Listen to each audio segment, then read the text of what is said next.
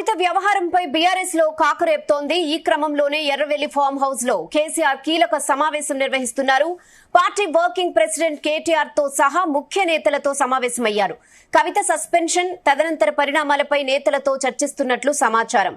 కాగా ఈ సమావేశంలో కేసీఆర్, కేటీఆర్, జగదీష్ రెడ్డి, వేముల ప్రశాంత్ రెడ్డి, సంజయ్ పాల్గొన్నట్లు తెలుస్తోంది.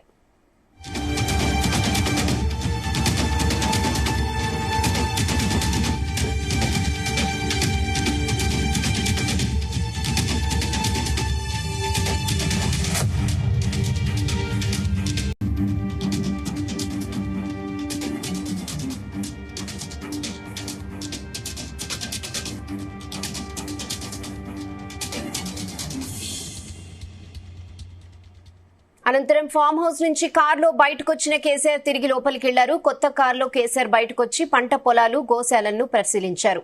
ఇక మరోవైపు పార్టీ నుంచి బహిష్కరణకు గురైన కవితకు జాగృతి నాయకులు షాక్ ఇచ్చారు. ఇదే విషయంపై మరిన్ని updates chief news coordinator Radhakrishna అందిస్తారు. రాధాకృష్ణ. Good afternoon Rehana. ఉదయం నుంచి కూడా ఎర్రవల్లి ఫామ్ హౌస్ లో బీఆర్ఎస్ అధినేత కేసీఆర్ కాస్త మొత్తం కూడా బిజీగా ఉన్నట్టుగా తెలుస్తోంది. ఉదయం నుంచి కూడా కొంతమంది ముఖ్య నాయకులతోని సుదీర్ఘంగా చర్చించారు. ముఖ్యంగా బీఆర్ఎస్ వర్కింగ్ ప్రెసిడెంట్ గా ఉన్నటువంటి కేటీఆర్, అదేవిధంగా మాజీ మంత్రులు జగదీష్ రెడ్డి, అదే సందర్భం జగదీష్ రెడ్డితో పాటు వేముల ప్రశాంత్ రెడ్డి, ఇతర ముఖ్య నాయకులు కూడా కేసీఆర్ తో భేటీ అయ్యారు. మొన్న నుంచి జరుగుతున్నటువంటి రాజకీయ పరిణామాలపైన చర్చించినట్టుగా తెలుస్తుంది. ముఖ్యంగా కవిత అంశం పైన సుదీర్ఘంగా చర్చించారు. నిన్న కవిత పార్టీ నుంచి సస్పెండ్ చేయడం ఒక ఎత్తు అయితే, కవిత ఈ రోజు చేసిన వ్యాఖ్యల పైన కూడా కొంత ఆరా తీసినట్టుగా తెలుస్తోంది. సో కవిత ఎవరిని టార్గెట్ చేయబోతోంది, కవిత చేసే వ్యాఖ్యలకు మళ్ళా పార్టీ నుంచి ఎలా కౌంటర్ చేయాలనే దానిపైన కూడా కొంత ముఖ్య నేతలకు కేసీఆర్ గైడ్ చేసినట్టుగా తెలుస్తోంది. ఎందుకంటే ఇది చాలా పార్టీకి ఇబ్బందికరంగా మారే పరిణామం ఉంది కవిత అంశం మొత్తం కూడా. సో చాలా సెన్సిటివ్ అంశంగా ఉంది. దీన్ని చాలా జాగ్రత్తగా డీల్ చేయాలి. ఆమెను టార్గెట్ చేస్తూనే ఆమె వెనుక ఉన్న అసలు శక్తులను బయట పెట్టాల్సిన అవసరం ఉంది. కాబట్టి వారి విషయంలో అప్రమత్తంగా ఉండి పార్టీకి నష్టం జరగకుండా చర్యలు తీసుకోవాలని ఒక ఆలోచనలో కేసీఆర్ ఉన్నట్టుగా తెలుస్తోంది. అదే సందర్భంలో నెక్స్ట్ పార్టీ పరంగా కూడా కొన్ని కీలకమైన నిర్ణయాలు తీసుకోవాల్సిన అవసరం ఉంది. ఎందుకంటే కాళేశ్వరానికి సంబంధించి ఇప్పటికే సిబిఐ విచారణ రాష్ట్ర ప్రభుత్వం ఆదేశించింది. సో దీనికి సంబంధించి సిబిఐ ఎప్పుడైనా ఎంట్రీ అయ్యే అవకాశం ఉంది. సో వన్స్ కనుక సిబిఐ ఎంట్రీ ఇచ్చి కేసు నమోదు చేస్తే దాని పరిణామాలు ఎలా ఉంటాయి, సో అట్లాంటి పరిస్థితి వస్తే పార్టీ క్యాడర్ కొంత డైలమాలో, ఆత్మరక్షణలో, డిఫెన్స్ లో పడకుండా ఉండాలంటే వాళ్ళకి కొంత మోరల్ సపోర్ట్ ఇవ్వాల్సి ఉన్నది. కొన్ని కార్యక్రమాలు మనం చేపట్టాల్సి ఉంటుంది. సో కాళేశ్వరం ప్రాజెక్టుకి సంబంధించి కాంగ్రెస్ పార్టీకి సంబంధించి సిబిఐ విచారణకు సంబంధించి దాన్ని మొత్తం కూడా ఓవర్కమ్ చేసేలా పార్టీ యాక్టివిటీ ఉండాలి. కాళేశ్వరం టార్గెట్ చేసుకుని రాబోయే రోజుల్లో బీఆర్ఎస్ పార్టీకి సంబంధించిన కొన్ని కార్యక్రమాలు నిర్వహించాల్సి ఉంటుంది. ఎక్కడైతే ప్రాజెక్టు బ్యారేజీలు ఉన్నాయో అక్కడే, అదే సందర్భంలో రిజర్వాయర్లు ఉన్నాయో, ఎంత నీటి విలువలు ఉన్నాయో అక్కడ చుట్టూ సంబంధించి గ్రౌండ్ వాటర్ ఎంత పెరిగింది, అదే సందర్భంలో ఎంత సాగునీటికి సంబంధించి అక్కడ ఉన్నటువంటి పచ్చదనం అంటే పంటలు పడడానికి కారణమైంది, అవన్నీ కూడా ప్రజలకు అక్కడ ఉన్నటువంటి ఆయా జిల్లా పరిధులకు, ముఖ్యంగా ఉత్తర తెలంగాణను కాస్త పొలిటికల్ గా హైలైట్ చేస్తూ కాళేశ్వరం వల్ల ఇంత లబ్ధి చేకూరింది అనేది ప్రజల్లో ఎస్టాబ్లిష్ చేయాలి. అదే సందర్భంలో పొలిటికల్ గా సిబిఐకి సంబంధించి ఏదైనా కేసు పెడితే దాన్ని సెంటిమెంట్ గా మలుచుకునే అవకాశం ఉంటుంది. సో అదే విధంగా పార్టీ క్యాడర్ మానసికంగా సిద్ధం చేయాలని చెప్పేసి కేసీఆర్ భావిస్తున్నట్టు తెలుస్తుంది. దీంట్లో భాగంగానే ముఖ్య నేతలతో చర్చించి దాని గురించి ఆరాధించినట్టు తెలుస్తుంది. మరొక ముఖ్యమైన అంశం ఏంటంటే ఇటీవల కాలంలో రాష్ట్రంలో యూరియా సమస్య పెద్ద ఎత్తున ఉంది.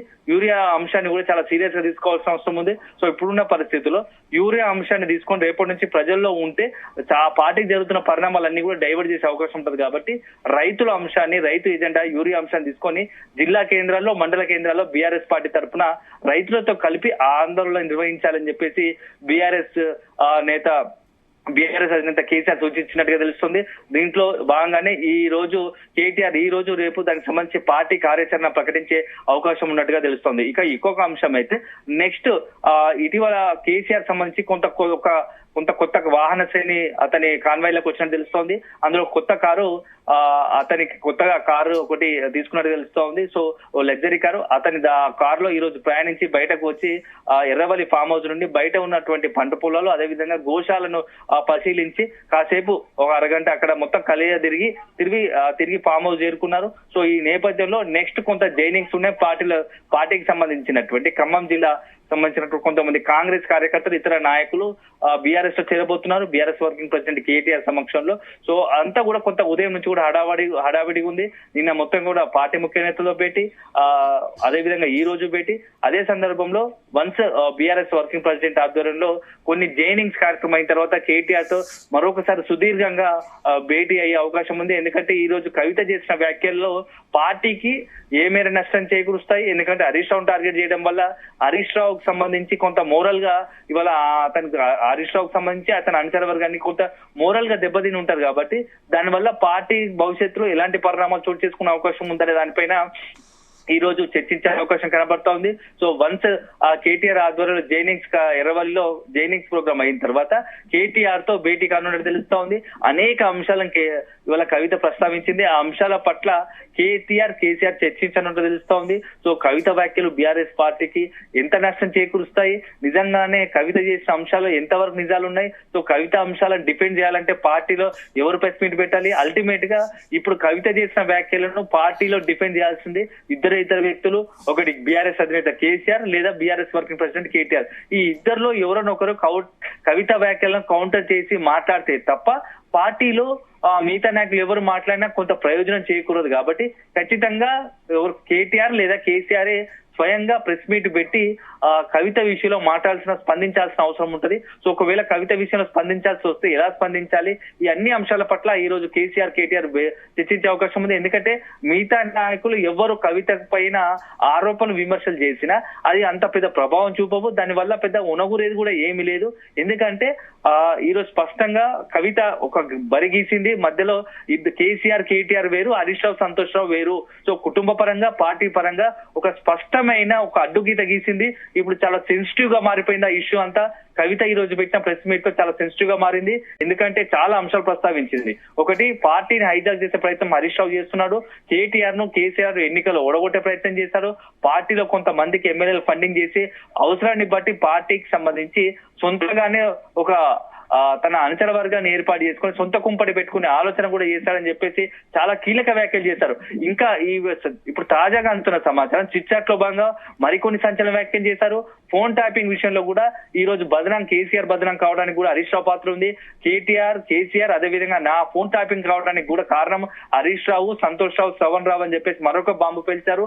సో ఇప్పటికే అనేకమైన అంశాలు తెరపైకి తీసుకురాగా ఇప్పుడు తాజాగా ఫోన్ ట్యాపింగ్ వ్యవహారం కూడా చర్చనీయాంశంగా మారింది. ఎందుకంటే చిట్చాట్ లో భాగంగా తన కుటుంబ సభ్యుల ఫోన్లను కేటీఆర్ తన ఫోన్లను కూడా హరీష్ రావు ఫోన్ ట్యాపింగ్ చేయించాడని చెప్పేసి కొంత సంచలన ఆరోపణ చేశారు. సో ఈ పరిణామాలన్నీ పార్టీని ఎటు తీసుకెళ్తాయనే దానిపైన ఒక చర్చ జరిగే అవకాశం ఉంది. సో అల్టిమేట్ గా ఖచ్చితంగా కేటీఆర్ లేదా కేసీఆర్ ఆ కవిత వ్యాఖ్యలపై స్పందించాల్సి వస్తుంది. లేకుంటే పార్టీ ఖచ్చితంగా గ్రూప్ రాజకీయాలకు ఒక వేదిక కాబోతుందని తెలుస్తోంది. ఎందుకంటే ఇప్పటికే నిన్న కవిత విషయంలో మొన్న కవిత చేసిన వ్యాఖ్యలకు నిన్న మధ్యాహ్నం రెస్పాండ్ అయ్యి సస్పెండ్ చేశారు. సో సస్పెండ్ చేయనంత వరకు కూడా హరీష్ రావు వర్గం అంతా కూడా చాలా పార్టీపై ఆగ్రహం వ్యక్తం చేశారు, తీవ్ర అసంతృప్తిని వ్యక్తం చేశారు. ఎందుకంటే హరీష్ రావు పై అన్ని వ్యాఖ్యలు అంటే కనీసం మినిమం గా రెస్పాండ్ కాలేదు, ఎలా మాట్లాడలేకపోయారు, పార్టీ నుంచి కనీసం అది లేదా అని చెప్పేసి కొంత ఆఫ్ ద రికార్డ్ గా మాట్లాడడం, అదే సందర్భంలో సోషల్ మీడియాలో కూడా కొంత కౌంటర్ చేయడం మొదలు పెట్టారు. సో దీంతో ఇది పార్టీని ఎటో గందరగోళ స్థాయికి తీసుకెళ్తుందని చెప్పేసి అల్టిమేట్ గా నిన్న సస్పెన్షన్ వేటు వేశారు కవిత పైన. సో ఇప్పుడు నెక్స్ట్ కూడా కవిత సంధించిన ప్రశ్నలకు కవిత ఏవైతే అనేకమైనటువంటి ప్రశ్నలు ఏమైనా వాళ్ళన్నింటికి సమాధానం చెప్పాల్సింది కేటీఆర్, అదేవిధంగా కేసీఆర్ లేదా హరీష్ రావుకు సంబంధించి ఎవరు మాట్లాడినా అంత ప్రయోజనం ఉండదు. కాబట్టి ఖచ్చితంగా హరీష్ రావుకు మోరల్ సపోర్ట్ ఉండాలి. హరీష్ రావు పైన తమకు నమ్మకం ఉందామని ఒకటి ఎస్టాబ్లిష్ చేయాలంటే ఖచ్చితంగా కేసీఆర్ మాట్లాడాల్సిన పరిస్థితి. లేదంటే పార్టీలో మాత్రం ఒక అలజడి రేగే అవకాశం ఉంది, గ్రూపులుగా విడిపోయే ప్రమాదం ఉంటది. అది అల్టిమేట్ గా బీఆర్ఎస్ పార్టీకి నష్టం జరిగే అవకాశం ఉంది. ఎందుకంటే ఇప్పటికే చాలా రోజులుగా కూడా అంటే ఎవరు అనకపోయినా ఇంటర్నల్ గా నలుగురు అని చెప్పేసి బీఆర్ఎస్ లో ఉంటది. ఎందుకంటే కేసీఆర్, కేటీఆర్, హరీష్ రావు కవిత వర్గాలుగా ఉండేవి, సంతోష్ రావు, ఇట్లా 5 వ్యక్తులకు సంబంధించి ఎవరి అనుచర వర్గం వాళ్ళు ఉండేది. సో ఇప్పుడు కవిత ఎలిమినేట్ అయింది. సో ఇక ఇక్కడ నలుగురికి సంబంధించి అంశం నడుస్తూ ఉంది. ఈ నేపథ్యంలో ఇప్పుడు ఆమె స్పష్టంగా ఒక బరి గీశారు. కేసీఆర్ కేటీఆర్ ఒకవైపు, హరీష్ రావు సంతోష్ రావు ఇంకో వైపు. సో ఈ నేపథ్యంలో ఏం జరగబోతుంది అనేది చాలా ఆసక్తికరంగా మారింది. అన్ని పరిణామాల నేపథ్యంలో తదుపరి ఇప్పుడు కేటీఆర్ ఎలా స్పందిస్తారు, పార్టీ ఎలా స్పందిస్తుంది, బీఆర్ఎస్ అధినేత ఎలా స్పందిస్తారు, కవిత వ్యాఖ్యలపైన ఎవరు కౌంటర్ ఇస్తారు, ఎవరు కౌంటర్ ఇస్తే బాగుంటుంది, ఇవన్నీ కూడా చర్చించే అవకాశం ఉంది. సో అల్టిమేట్ గా ఈ రోజు కేసీఆర్ కేటీఆర్ మాట్లాడిన తర్వాత ఒక కవిత వ్యాఖ్యల పైన ఒక రెస్పాండ్ అయ్యే అవకాశం ఉంది. అదే జరిగితే ఎలా రెస్పాండ్ అవుతారు, మరి కవిత వ్యాఖ్యల పైన కేటీఆర్ ఆలోచన ఏందనేది మాత్రం స్పష్టమయ్యే అవకాశం కనబడతా ఉంది Rehana. Okay Radhakrishna, thanks for the updates.